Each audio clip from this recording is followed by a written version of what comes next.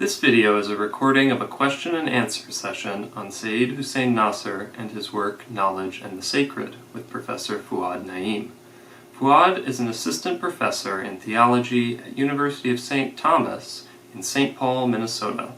His scholarly interests include Islamic intellectual traditions in philosophy, theology, and mysticism, Muslim encounters with religious others, the Quran and its exegesis, Islam and modernity, and Islam in South Asia. Fuad has himself studied with Dr. Nasr during his time at George Washington University, where he was pursuing a master's degree in history of religions with emphasis on Hinduism and Islam. In this discussion, Fuad responds to questions exploring many facets of traditionalism and the perennial philosophy.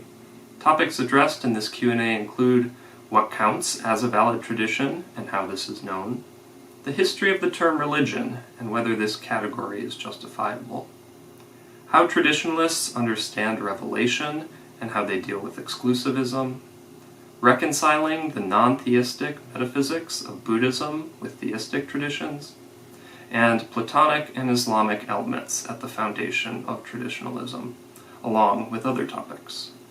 I hope you enjoy this discussion. Now here's Fuad. So to start getting into the discussion here, I think it would be very helpful to look at Dr. Nasr and this text itself. What do you see as unique in Dr. Nasr's sort of synthesis of the traditionalist perspective, or unique about this work, Knowledge and the Sacred in particular?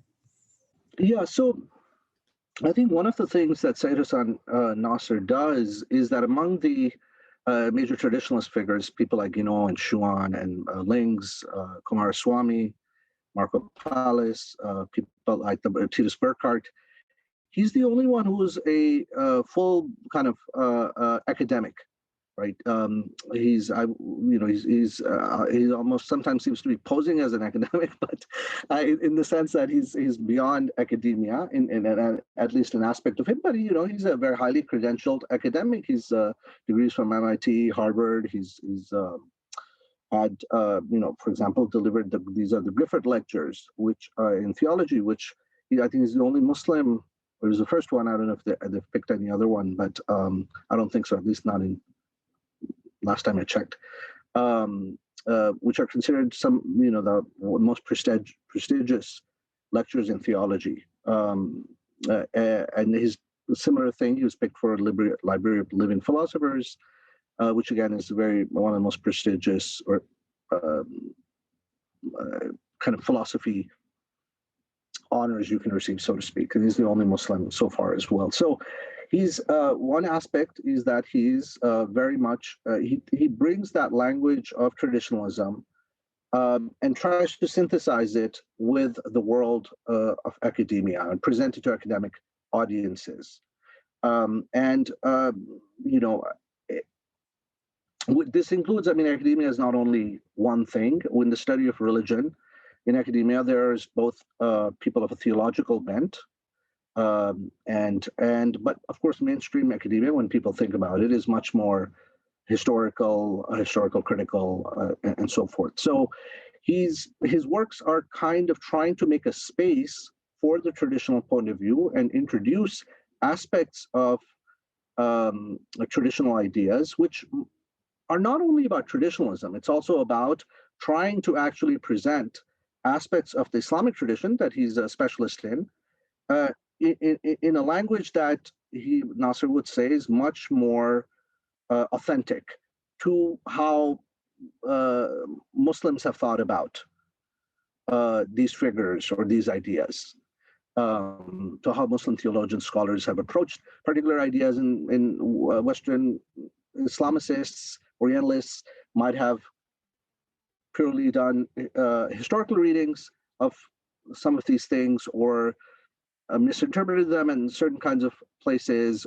So what he's trying to do is to introduce both the traditional with a capital T kind of perspective on things, but also introduce traditional figures and ideas in an academic context.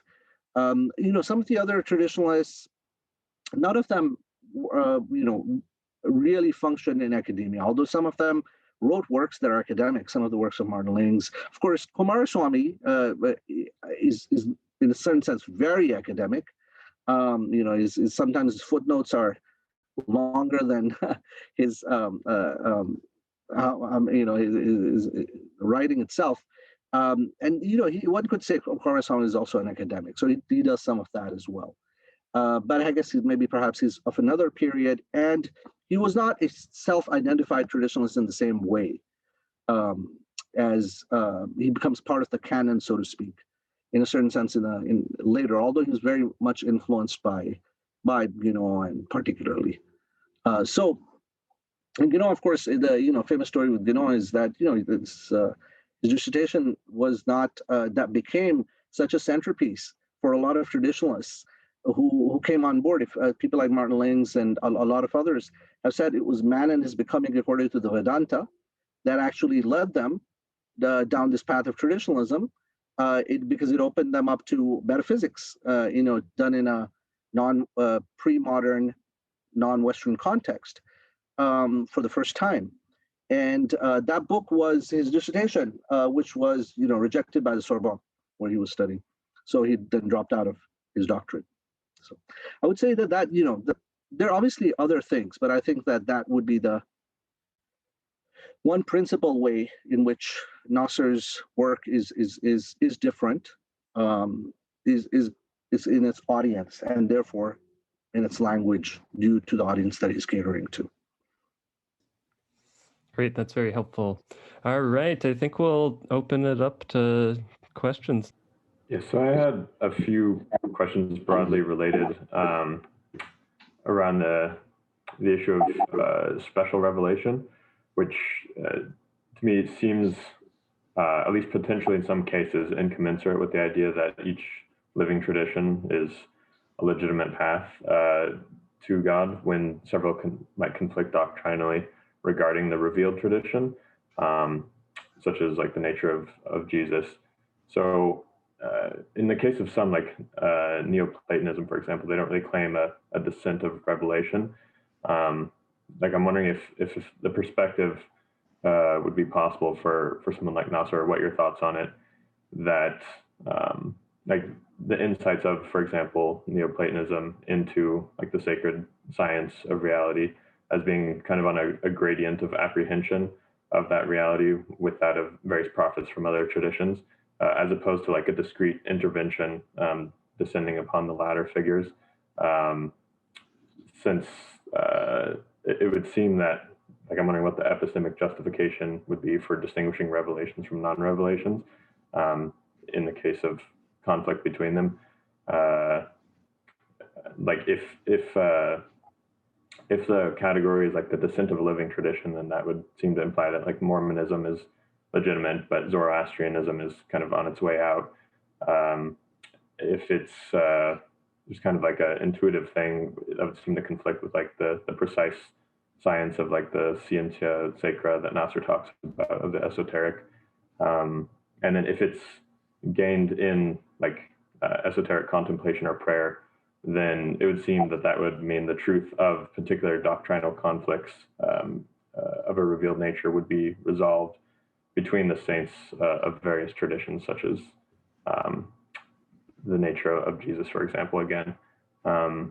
Yeah, it just seems like the idea of special revelation is going forward, like potentially would still cause at least a strong potential for interreligious conflict, versus understanding like the sacred forms of each tradition as legitimate vehicles to God, in addition to understanding and appreciating their origins.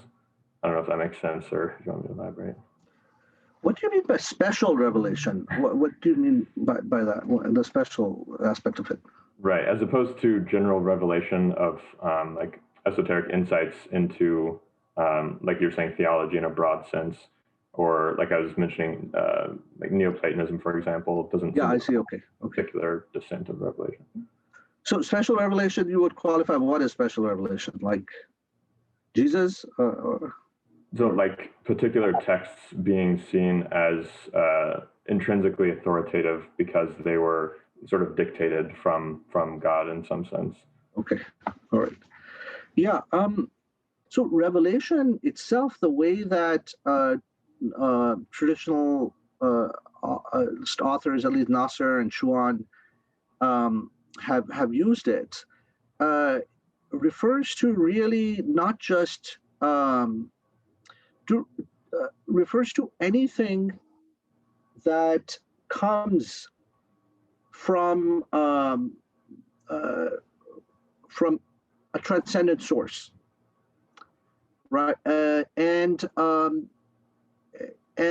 is one could say of of an order in which it's not just a private kind of thing, that its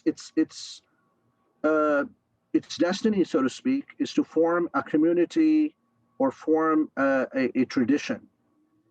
So and this might be within the Abrahamic world, the difference between a prophet and a saint, for example. A prophet would be someone who receives a kind of a direct. I mean, both prophets and saints receive revelation from God in a certain sense, or inspiration of some kind from God. But the prophet is supposed, in Islamic parlance, the prophet is a lawgiver. That's the term that they use, in the sense that the prophet is someone who has to establish a community around this revelation. While someone who is a saint does not have to necessarily, it could be a private insight. It could be something that he or she is inspired to share with some followers, or to write down in a book or something, but it's not necessarily founding a new religion, a new community. So I mean, that's one aspect of it. Of course, this is all speaking kind of Abrahamic language.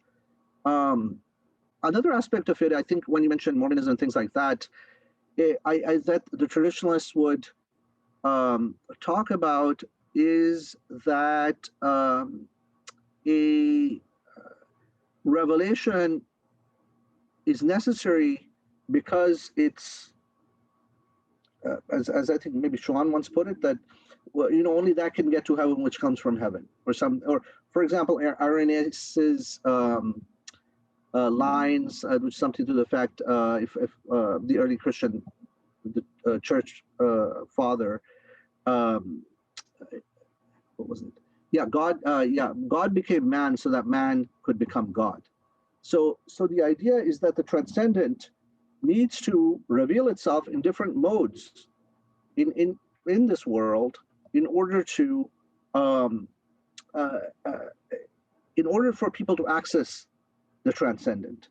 So that which is not coming from that place, it's coming from some other place, lower level, either human, subhuman, or even inspired, but not from not something that cannot then take you to the beyond. Only that which originates there can bring you back there. And I don't think there's necessarily something that every person would necessarily agree on, but that's why I think Nasr in this, at one place, he talks about, by their fruits you shall know them, or something to that effect. That authentic revelation or traditions, for example, produce saints. They produce people of the highest character and intellectual and moral comportment, and these people are visible. It's that's not the only criterion, but it's a good one. So, or they produce major intellectual figures. They produce communities that flourish in all sorts of ways in producing knowledge, the arts, a sophisticated culture, and so on. So that these kind of criterion could themselves reveal whether something is an authentic revelation or not. And that revelation comes in lots of ways. So revelation, in a very broad sense, comes in a plenary way when it founds new religions, but it can come in all sorts of ways. So something like what Plotinus said from a say Islamic perspective, one could say that Plotinus was like a saint or something like that. He didn't start a new religion or something, but he obviously had an opening to the transcendent, and received all sorts of insights and um, uh, uh, knowledge from that source, and was able to connect or ascend. And whether you use the language of descent or the language of ascent, he was doing a lot of things that the prophets were doing. He was just not founding a community. So that's one way, but I'm not sure it covers all the aspects of things that you were asking. Yeah, that's helpful. I guess I would also be curious with traditions that don't seem to claim any kind of special revelation, and more recent traditions as well, like Sikhism, or I was also interested in like Stoicism, in the sense of traditions that don't seemingly have any belief in the supernatural, but still have. I mean, they follow the logos, but and still like live virtuously. So I guess this is two questions. Could traditions like that, like living a virtuous life without any belief or affirmation of a transcendent order, like the Stoics were, I suppose, agnostic on that point, be salvific in some sense? And then separately, could more recent traditions, such as Sikhism or Baha'i, that don't claim special revelation, also be seen as legitimate from your perspective or the traditionalist perspective? I agree and appreciate with your idea of like by the fruits of the various aspects that come about from the tradition is a good criterion. I'm wondering if that's sufficient criterion, because like with Sikhism, it seems like they have most of those things. Yeah, so I think all right. So the Stoicism question, then, yeah. So Stoicism, I don't think that it would be equatable to, say, Epicureanism or modern secular philosophies, in the sense that there is a dimension that human beings are not just material entities, that there is a spiritual world that already opens up. At least Marcus Aurelius is really the only Stoic I've read a lot, so I'm just I could be more well informed about the Stoics, but as much as I know, there's a dimension of at least opening to the idea, one, that one has a soul. So there's already a spiritual dimension which is not immaterial. So that is, at least you're halfway there to something beyond or transcendent, because that's and so I think with something like Stoicism, the kinds of teachings that Stoicism gives is very, at least they're mostly ethical. They don't have that much metaphysics, as you pointed out. But on that level, they are very much in I think in correspondence with a lot of religions, as well as this larger traditionalist perspective.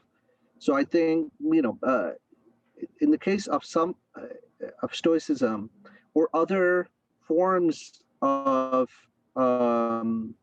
philosophy.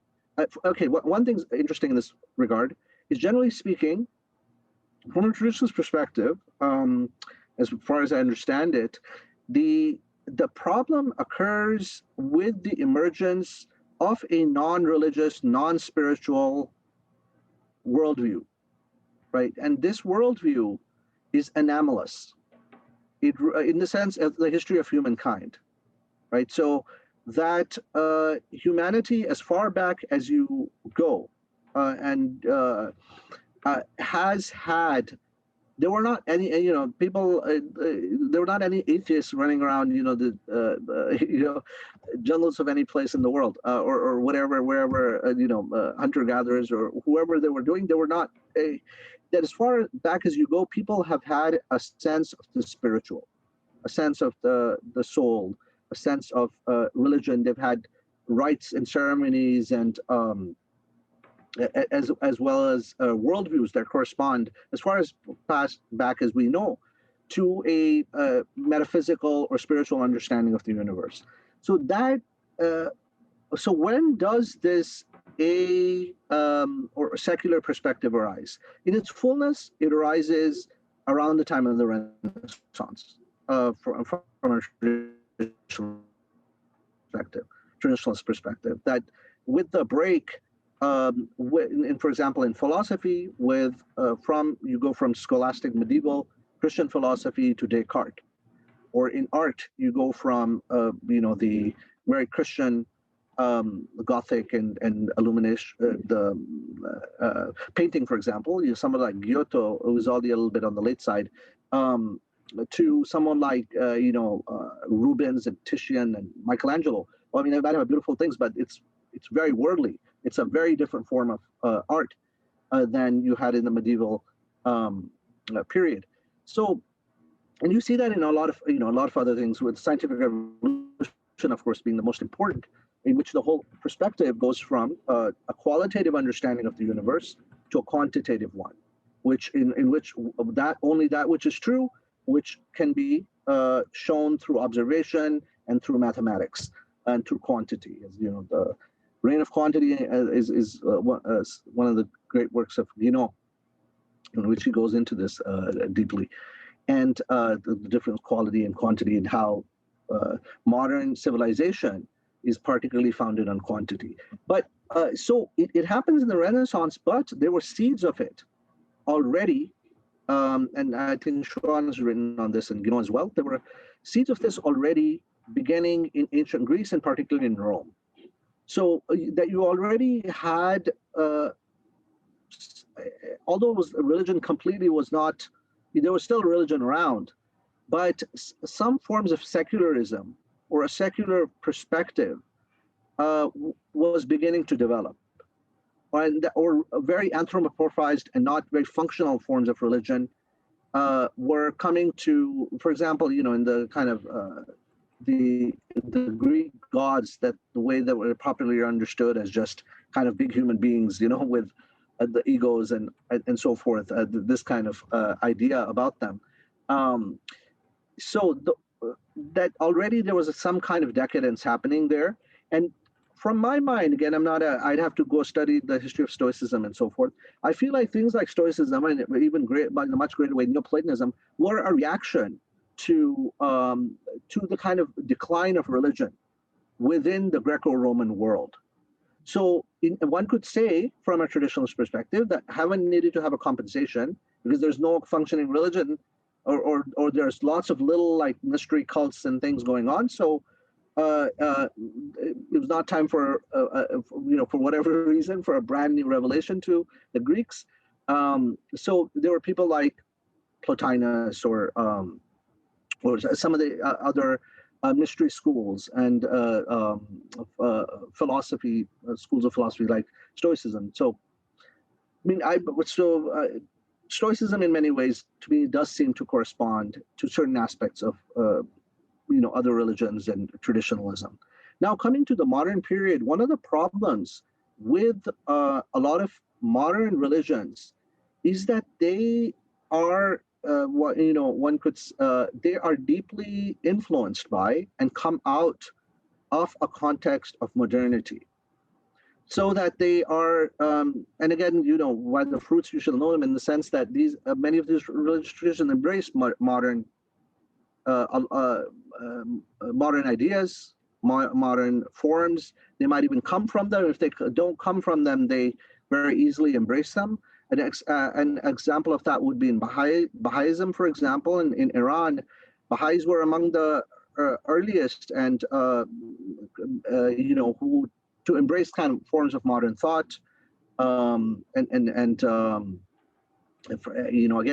I don't know so much about Baha'ism. I can't, but as much as I do know about it, it would stand from that perspective. That it's some. Chuan, I think, talked about Baha'ism in one of his works. That it's a religion that seems to be very much, at least partially, a product or compromised by modernity in some ways. and from a since it arises in an Islamic context and within there's always been a critique, at least from Muslim scholars, that this is a form of a heterodoxy. And this, of course, brings us to the question of what is orthodoxy, what is heterodoxy, and which is linked, I think, to your question about as well. But I'll come back to that in a second. Sikhism, as far as Sikhism is concerned, Sikhism does seem to be an exception. So, for example, if an authentic tradition includes things that, it gives you access to transcendence, access to the beyond. It talks about the immaterial realities. It has a method, right? That one could even say that all authentic revelation traditions, which I would say are founded on a revelation of sorts or a series of revelations, would have a doctrine, so an explanation of the truth, right? Explanation of the nature of reality. They would have, and that explanation would also posit and does that there is some kind of transcendent reality, and that there's our world of a fallen, what Christianity says, a fallen world, right? There's a world of perfection and a world of imperfection. World of imperfection is the world that we live in, and there's a world of perfection which can be called God, heaven, Tao, or if you, or in the Vedantic tradition, the real versus the illusory, right? So there's a doctrine. Then there's a method that of conforming to the doctrines, particularly through prayer, but through rituals and rites and things that attach you to, or help you realize, help you access the real, help you access God or the self or heaven, or however the different traditions get you to the transcendent or the beyond, give you explain that to you, then give you a means to do that, both in kind of practices and a way to do that in your soul or in your being through character and virtue. So that aspect is about particularly getting rid of the obstacles that we all have within ourselves to that prevent us from reaching our full potential. So if any tradition can do that, that would be authentic tradition. I think that just generally, most traditionalists would argue that Baha'ism, for example, does not fall into that for various reasons, as well as most other modern forms of religion, including Mormonism and so forth, that there's either ideas that are heterodox in them, they're very kind of, that no other religious traditions ever held, are very kind of do not work in some kind of way, or they have a kind of a modern imprint on them, or they don't have the right amount, rituals, practice, various kinds of things. And of course, this could be debatable. Sikhism, for that reason, is recognized by many traditionalists as authentic, but as an exception. One, because it really comes from a non-modern world, in the sense that its formation was quite early,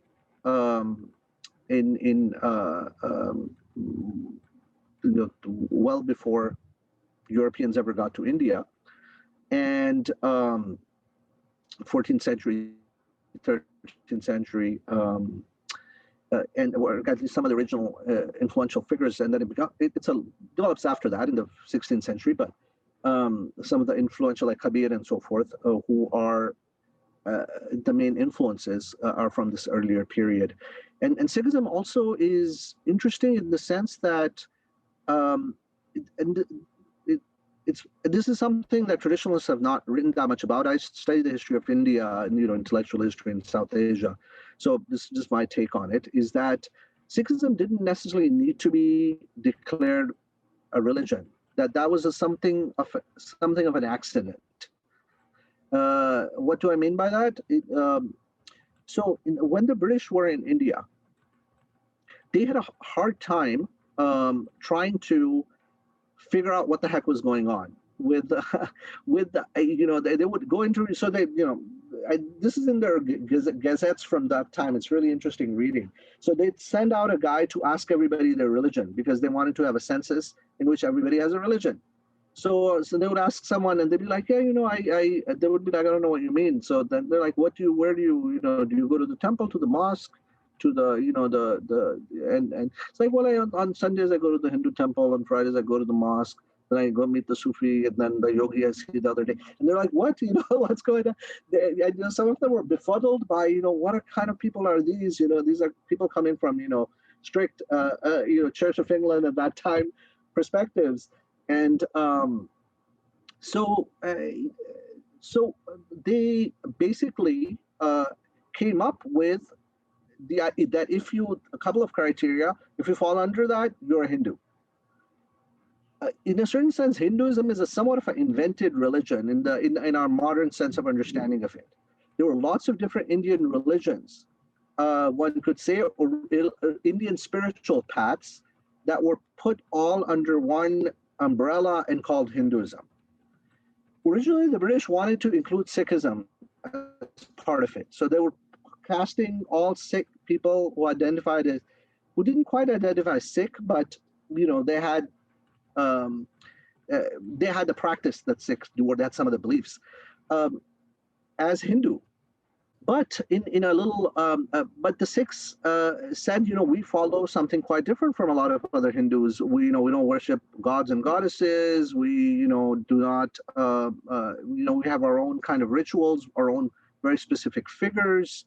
But there were other groups that came and said, yeah, we do too. There was people, for example, called the Kabirpanthis, who followed Kabir, one of the people that the Sikhs look back to. But the British said, we're not going to recognize, you can't just make 100 religions. So they were still, they were either told to join the Sikh or the Muslims or the Hindus. So some of these groups actually just joined some other formation, especially if there were people who were falling in between Hindu and Muslim kind of categories. So I think that if this kind of thing hadn't happened, Sikhism would be one of the many spiritual paths, maybe a more distinctive one, than in India, or there would be people who didn't conform, non-conformist kind of folk who didn't follow conventional Islam or Hinduism. And there were other groups like that too, but they were all kind of subsumed under Hinduism or some under Islam. If they were more on the Sufi side, they would go under Islam, but many of them were on the kind of Bhakti side. So they were just assumed under Hinduism. So with Sikhism is a complicated question. Most traditionalists do think of it as an exception for that reason and look at it as an authentic religion. There's also things to be taken seriously, but with perhaps for example, the fact that Islamic revelation makes this kind of claim that it's the last of the what you're calling special revelation, the last revelation.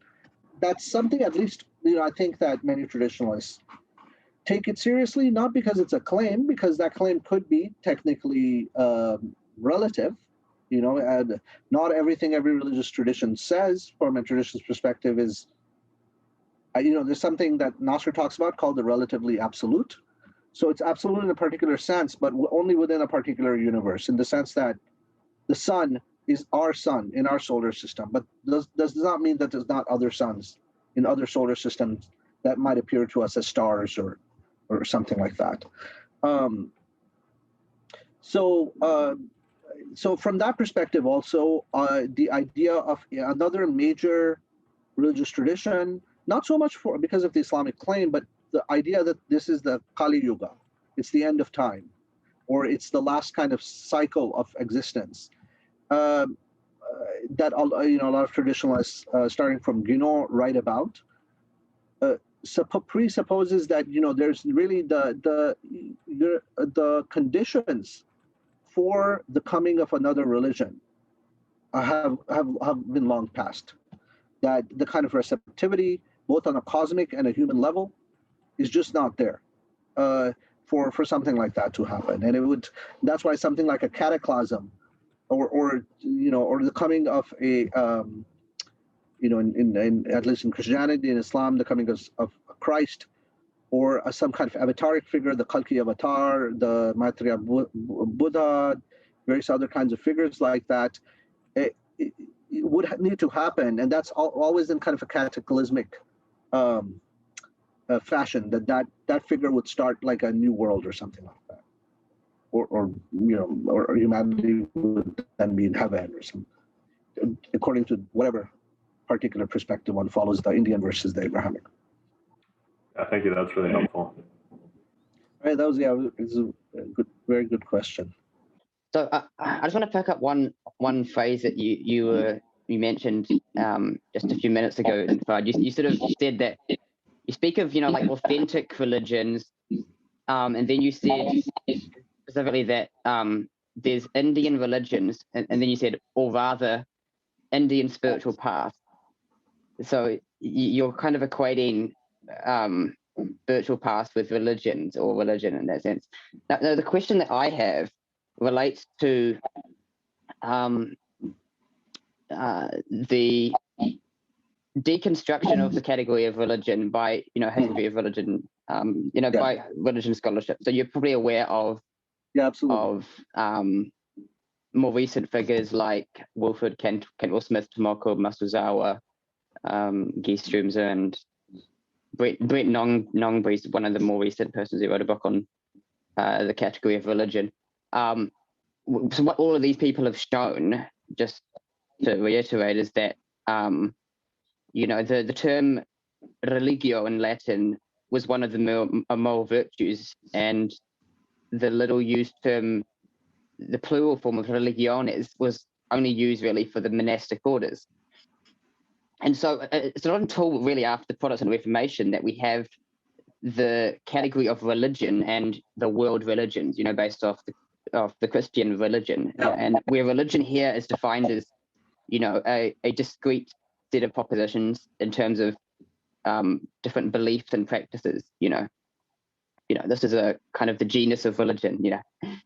Now, it is though that construction of religion in terms of beliefs and practices and rites and all that sort of thing, it is contingent, historically contingent, in particular is based off Christian, a later Protestant definition.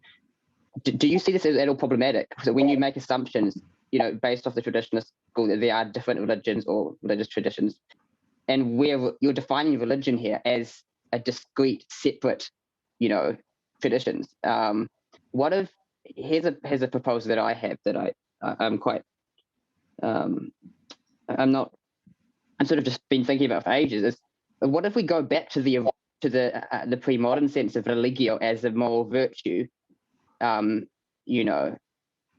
which all of us are seeking as an alternative or better way to get at what the traditionalists are getting at, of the commonality, the transcendent unity of religions. So what if we dispense with this language of separate religions? Do you think that would? What do you think about that? Yeah. No, so I generally I'll come to your final question in a minute, but I'm very sympathetic to the modern critique of the term religion. So I think that's something that I feel like people like Schuon or Nasr were using this term in a way that was kind of conventional at the time, right? But the problem with that was that this term was a very loaded term. And I'm not sure if they saw it or didn't see it or whatever the case might be. What's interesting is that Guinaud really disliked the term religion. He doesn't use the term religion. And he uses the term tradition for that reason. And I feel much more comfortable using the term tradition than religion, particularly for the reasons you noted, that religion is a modern category. So instead of a category of action or virtue, right, of religio, it becomes this kind of corporate kind of or discrete term in which if something is a religion, it means A, B, and C, which is modeled on Christianity. And it's also creates some of the problems, even what Connor was asking, I think, about revelation and so forth. I was one of the struggles as I was trying to answer and think about these things is that the term religion is not very useful in lots of ways. Nonetheless, however, I don't know, other than tradition, but the problem with tradition, that it can become very vague. How do you distinguish between different categories of tradition and so forth? Maybe you could. The term religions, because of its kind of colonial and post-colonial connotations, has a lot of issues. And I think that by studying South Asia and India, I was able to see that very clearly, that something like Hinduism, anything that's an ism is kind of a construction. And even the monotheistic religions like Islam, I haven't looked at Judaism as carefully, but modern Islam is kind of like a construction. It's not, you're basically taking what putting things into the category of religion oftentimes does is it neatly packages them. So that I think there was something more flexible, something more mobile, spiritually mobile, going on in these spiritual / religious universes, traditional universes, that gets reduced when you use the term religion. So I'm in agreement with that. But we could go back to using the term religious in that kind of way. For example, sometimes, I don't know if I did that in Jared in your class. I think I started doing this later.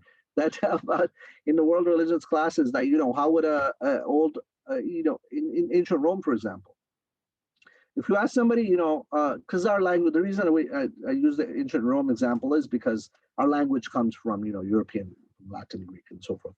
So if you ask somebody, were they religious, or what was their religion, nobody would know what the heck you were talking about. But if you said, are you religious? Other than some kind of the town kind of debauched guy or something would say yes, I'm religious, which meant that there's a God that you look to, or that you are virtue ultimately, actually, that you're a good person. That's what it meant. Can I just add one thing to clarify what I was trying to get at? So so it's good that we agree that that the modern construction of religion is unhelpful, particularly because of the colonial, post-colonial issues, whatever.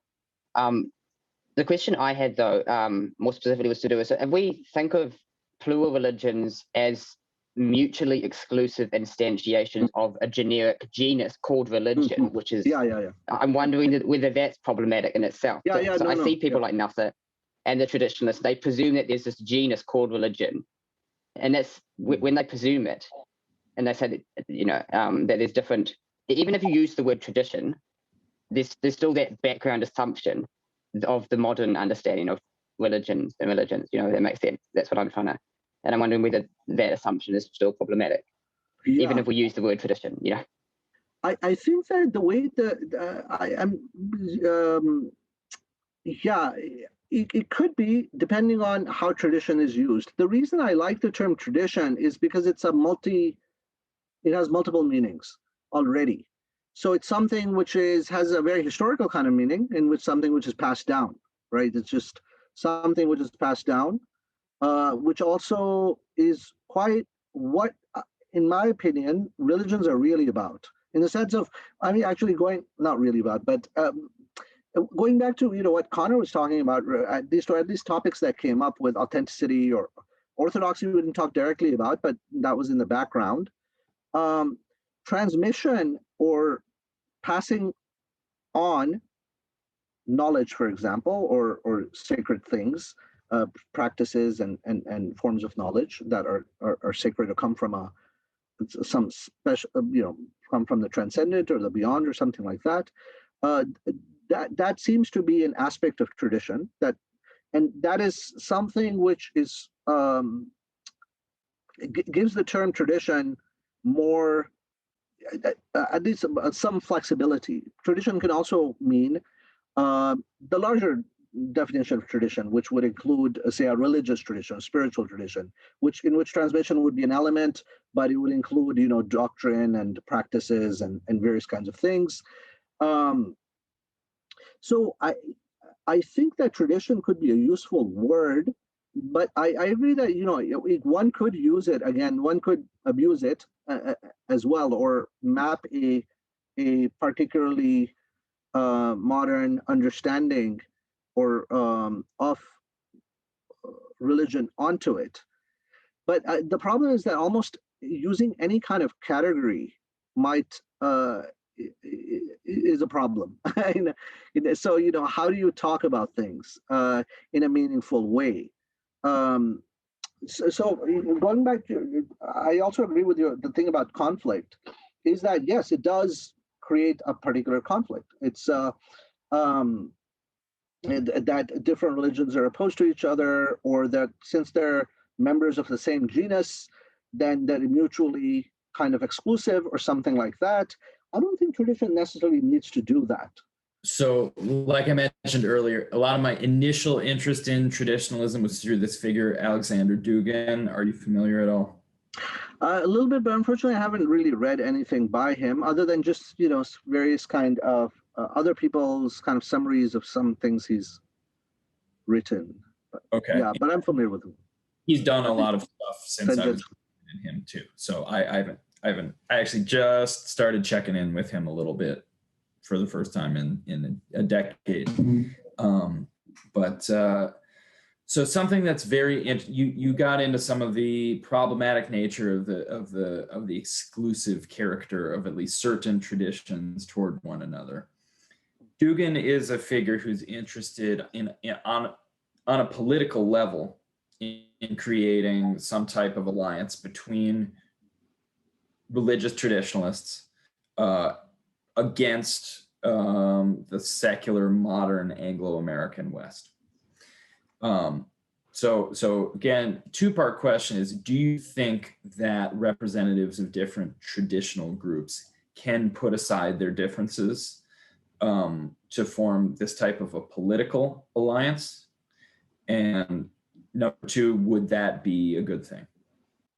To me, the issue is that too many people, and this is was originally true in the Abrahamic tradition, religions or traditions, but has become very true of the other traditions, in Hinduism and Buddhism, because Hindu fundamentalism is probably the most powerful form of fundamentalism in the world today, out of all the different forms of religious fundamentalism, because it rules a whole huge populace. Almost all Hindus a huge number of Hindus come under that, but at least have some, have to deal with it in some way or respond to it.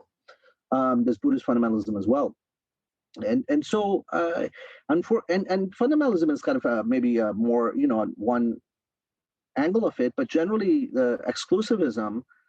The unfortunate thing about it is that it oftentimes identifies the wrong enemy, if one wants to use this term, in the sense that the intellectual. I don't mean enemy in any kind of let's go to war kind of sense, but just intellectually, spiritually, morally, the enemy for religious traditions generally is the modern secular perspective, which is based on the idea that only the material is worthwhile. If I may put it very broadly like that, in the sense that only the material can be understood fully.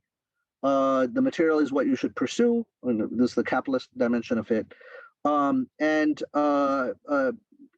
builds societies and politics and economics and everything around that, right? So that to me is the real enemy for Christianity, for Christians, for Muslims, for Jews, for Hindus, Buddhists, of course, the people of the native traditions, maybe more than anybody else in some ways.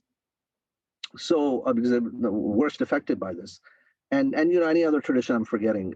So Chinese religions even very much so. I mean, they've been decimated in lots of ways. Although when they couldn't wipe out Confucianism, I think the Chinese Communist Party said, all right, let's make him a Chinese philosopher that represents a Chinese culture, or something like that. The Cultural Revolution, Confucianism became taboo. But now, the Confucius Institutes that China has set up everywhere, which are government sponsored ways of kind of promoting Chinese culture.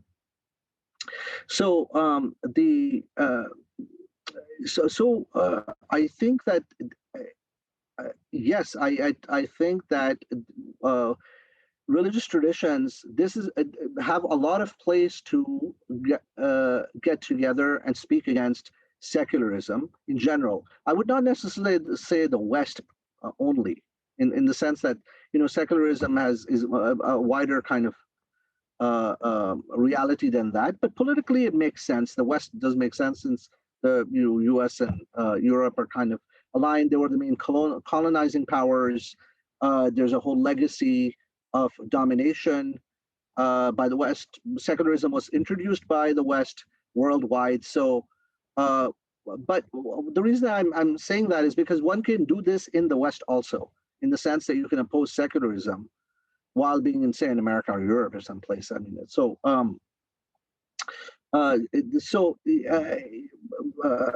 yes, I think that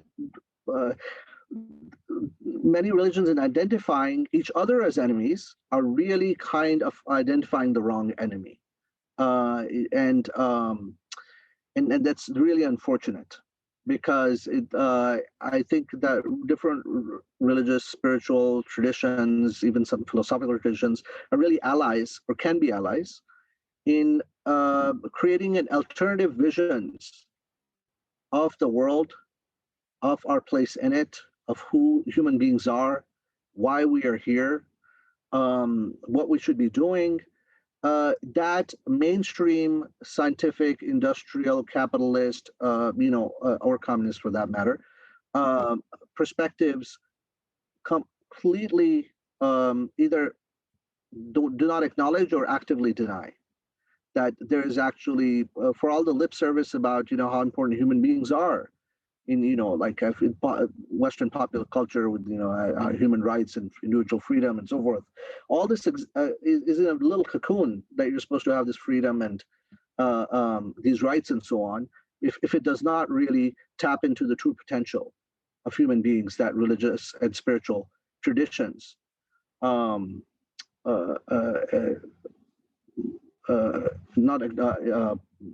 pursue, right? So. Yeah, so from that perspective, so that, I think that was one aspect of your question. What was the other one, or is that all of it? Or well, I mean, the two parts were basically: is it possible? Is it desirable? Is it possible? Is it? Yeah. So I'm saying, is it desirable? Is it possible? I think among some people, I think it is, but I think it might be very difficult to do that on a to really get people. On some kind of mass, I don't know what Dugin's project is or how he envisages it, so I can't fully address that. But how would this go about other than small groups of people kind of starting it? Maybe there could be a ripple effect, or it could be something like an intellectual elite of sorts that talked about. But some of that stuff is also, you don't want a false elite or something either. So I'm sometimes scared by these some of these ideas also sometimes. But I think what was talking about in an intellectual elite was really a group of people that really understood the significance of the spiritual and the traditional perspectives on the universe, and what traditional people believed the world over, and were ready to kind of both practice that, live that, and propagate that. Not propagate, but share that with whoever would listen, and make that accessible to others to the extent possible. But I think I'm a little bit of a pessimist. So Guénon himself had thought that this was very hard to do on any massive scale. In his early life, he thought, yes, perhaps this is possible, to get people together and really be able to change things on a global level, or at least in Europe or something like that, or at least to prevent. Then he moved to, at least we can prevent the East from going down this route. But in his lifetime, he saw that this, it's not going to happen. And so Schuon, in one of his later books, in one of his last books, said, if through all my books, if some people just understood the importance of prayer, I would be satisfied. So he's kind of also giving up on some kind of massive project. I don't know, giving up is the right word, but he doesn't think that a massive change. And in that, before that prayer quote, he talks about how, I don't know, he's reflecting on that, what he said may have not gotten to very many people, or that the accessibility of metaphysics, of the significance of the spiritual life might, in this kind of world that we're living in, might have a decreasing accessibility, that less and less people might be able to understand it. I have one question to pass along here from Ali Imran, who's been following along from Karachi, Pakistan. Ali asks, when it comes to Buddhism and a figure like Nagarjuna specifically, how do the traditionalists try to reconcile explicitly non-theistic metaphysics with the broadly theistic paradigms the other traditions are operating under? Yeah, I mean that's a $1 million question in the sense that that's something that I've sat with and discussed things with various people who are scholars and other people who are traditionalists. That there does seem to be some consternation about, in the sense that I think Nasr, for example, would and Kumaraswamy, who was from a part Buddhist background, but would try to read Buddhism in a particular way that might appear, and maybe even Schuon, might appear to certain Buddhists at least, as trying to Hinduize Buddhism or something like that, or trying to somehow give a metaphysical a metaphysical perspective that's not there, or something like that. Right. Yeah. So saying what I did, so that might not be satisfactory for every Buddhist. Let's put it that way. So, for example, Seyyed Hossein Nasr, in the Library of Living Philosophers, a Buddhist philosopher, his name is Sally King from Madison University, asked him a similar question. And he gave a passionate response to it. I wasn't sure whether that would fully convince her. I haven't read that for a long time, so I can't really summarize his argument there. But my understanding broadly about even beyond Nagarjuna, to include you can include, for example, Taoism in this as well, and really all forms of Buddhism, and even some forms of Hinduism, perhaps at least.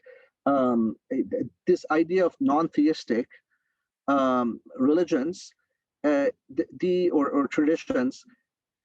The issue that the traditionalists say is that it does not matter if that the principle that with a capital P can be envisaged as both in a theistic and a non-theistic way.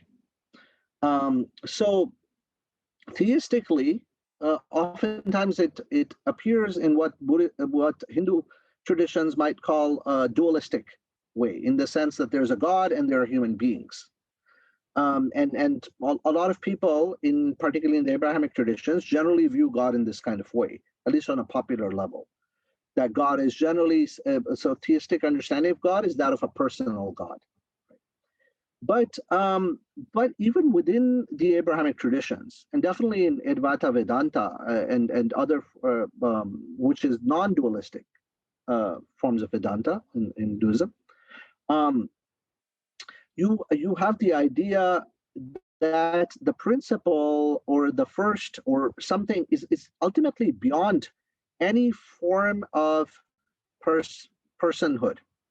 That God is, even in Islam, God is ultimately cannot be limited by any description.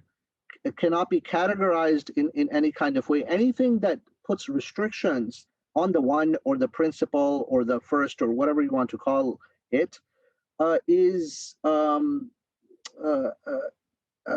problematic, because whenever we are, for example, talking about God, because these are formulations, we're living in the world of time and space, and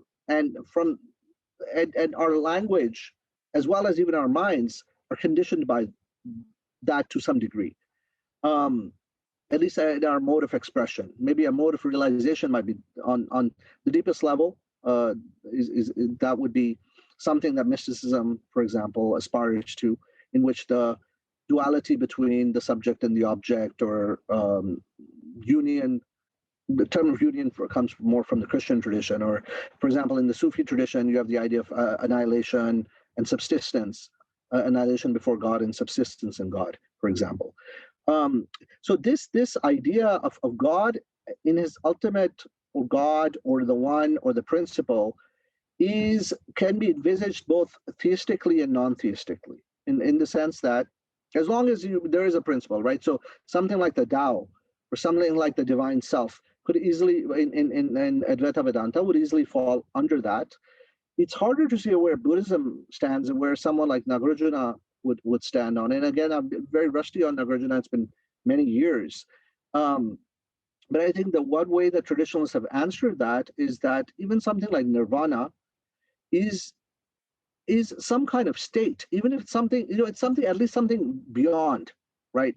It's something which is one can aspire to. It's something that is beyond the material conditions that we live in. And that it corresponds in some way to the other, the transcendent, and perhaps that state is subjectively kind of the ultimate state. Even state is a problematic way to describe it, but if you think of it as a state or as something that you're aspiring to, that itself corresponds in subjective language to what God is in objective language. So this distinction between subjective and objective ways of looking at it. In a certain sense, Advaita Vedanta is also subjective. It talks about realizing the self, right, within. It's not a God out there or some transcendent reality. It's still beyond you in a certain sense. It's not you, the ego.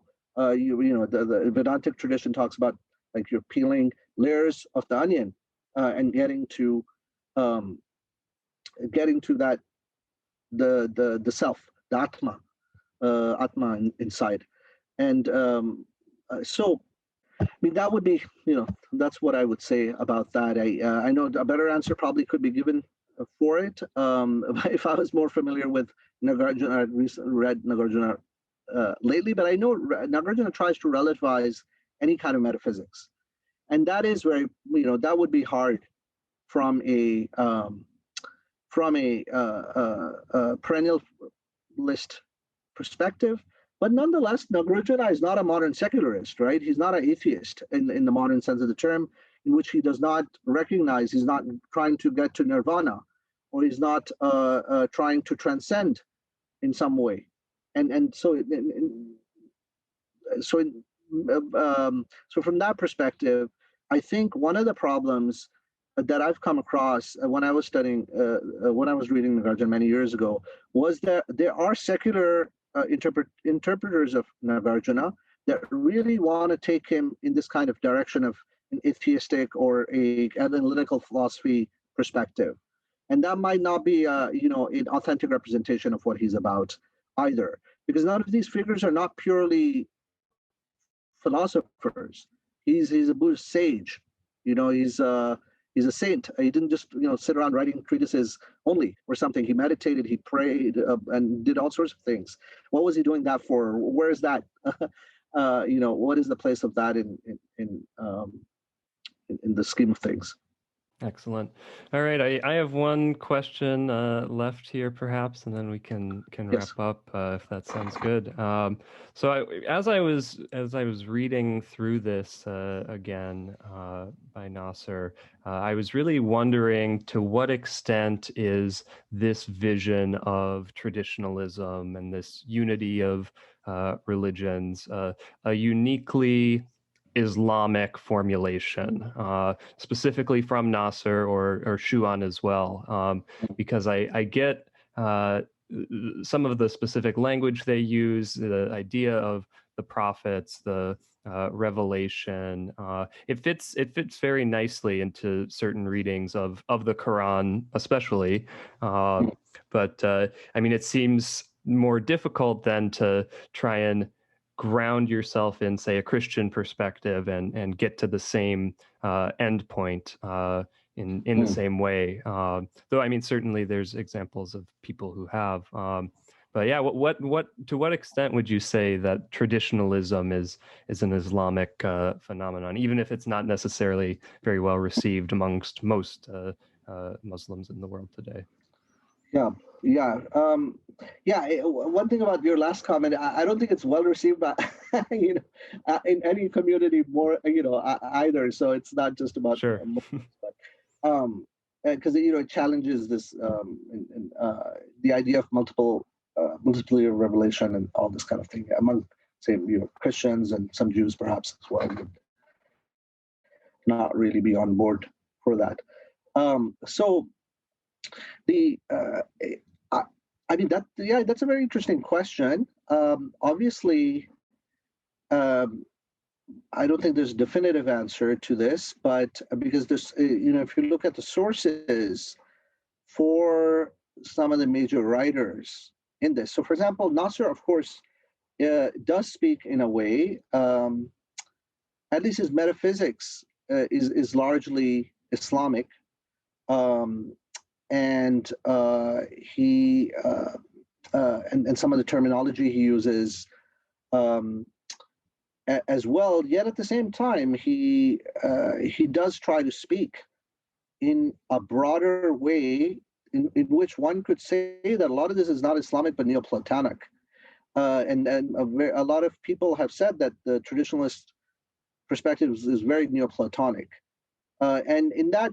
There might not be that much of a difference also in the sense that Neoplatonism was deeply, kind of absorbed into Islamic philosophy. And that's a place at least Nasr comes from, but, and even Sufism to a degree, its mode of expression, did adopt certain forms of Neoplatonism. Or another way of putting it would be that there's enough parallels between Neoplatonism and certain forms of Christianity as well, or Christian thought and Islam, and forms of Judaism as well, that it was, that Muslim, Christian, and Jewish philosophers and mystics in the medieval period could easily adopt works of Plotinus and even Plato. I mean, there were Muslims who said Plato was a prophet. So, going back to Connor's question, it's not, even there were people who thought that he might have been a prophet of some sort. It's called Aftatun Ilahi, which means the divine Plato. So at the same time, for example, someone like Shuan also seems to be very more so than Nasr influenced by Advaita Vedanta. So you see that a lot of in the particular later works of Shuan. But also who wrote two of his most important works on Hinduism, and the first one I mentioned, Man is Becoming, according to the Vedanta, that opened up a lot of figures to and to traditionalism, was because really it was, I think, the first original kind of metaphysical treatise written in the West, I think, of that nature. In maybe centuries, I don't know. Or there were obviously some people doing certain things, and Nasr is one of the most interesting things about Knowledge and Sacred for me, which I haven't found anywhere else, is the huge numbers of later day Western thinkers he introduces in here, like Franz von Baader and like Hamann, who was Kant's friend and rival. At least he mentions them. There's I've gone and read about them, but anyways, that's just something aside. But so I think that definitely in the formulation of it, it does coincide well with Islam in certain ways. But I would say it coincides quite well with both Neoplatonism and many forms of Hinduism. as well, and less so with some of the other traditions. With Buddhism, because of the non-theistic or non-metaphysical, really, I would say, not because of non-theism. It's really because of the at least the ambiguity of metaphysics in Buddhism, and Theravada Buddhism particularly, but in some forms of Mahayana as well.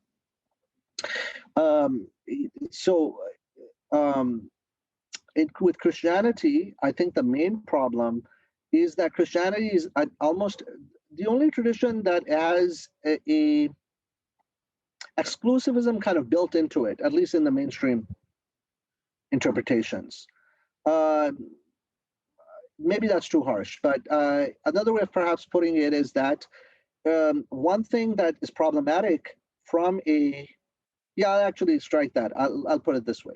That in Christianity is based on an event, which by itself doesn't juxtapose well with any kind of notion which is based on like metaphysics or like on some idea of a universal truth or reality. Because sure, that event is supposed to represent that, but your only access to that is that event, that Jesus became a human being and came on earth. And if you believe in that, or if you adhere to that, then your process begins towards returning to that reality. But Hinduism, for example, at least Advaita Vedanta, is based on a truth, right? On that, I mean, it could be various things, but Brahma Satyam Jagan Mitva, which means only Brahma is Brahma is real, the world is false.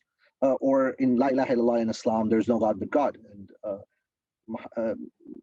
Muhammad is the prophet of God, but you could say Jesus or Moses or somebody else is the prophet of God, the messenger of God. So, or just even the La ilaha illallah, there's no God but God, there's no other reality but the one, right? That's another way of framing that. Or even in Taoism, there's the Tao that can be not known is the Tao that can be told is not the eternal Tao. The name that can be named is not the eternal name. That starts the Tao Te Ching. That is also a kind of an eternal truth. In many forms of Judaism, at least the more on the Kabbalah or philosophical sides of Judaism, you also have universal truth as a starting point. Although with Judaism, I guess something like the covenant is an event.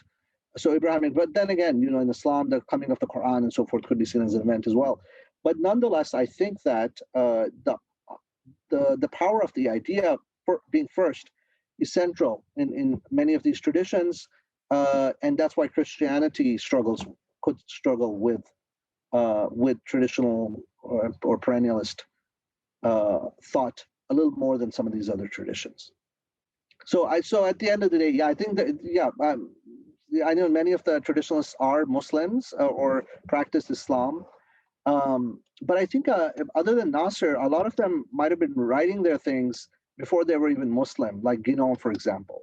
Schuon, I think, was already a Muslim, but Schuon was never kind of a card-carrying Muslim in the sense that, he was really, he practiced Islam, but he never saw himself in a confessional way. He always said, I adopted Islam because my teacher was a Muslim, and this is a very good way at the end of times to get to the divine, but but from reading whatever I have by him, it just seems like if he came across some other religious tradition, he could have easily adopted it too. So just God led him this way or something. So he never thought of himself as a confessional kind of Muslim. And only converted later when he went to Egypt. And again, with many of these people, Nasr is born into the Islamic tradition. I think some of them would say that they're not really converts. I think Lings might have said that. I don't want to misquote him, but that they embrace this tradition, but they recognize the other ones as well. And perhaps because this is most effective at this end of time, it's the last revelation or some other reason.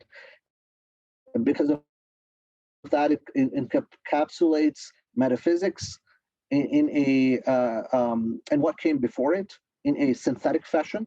I think that this is what Sufis also make the claim for Muhammad, right? For the prophet, the different prophets kind of represent particular archetypes.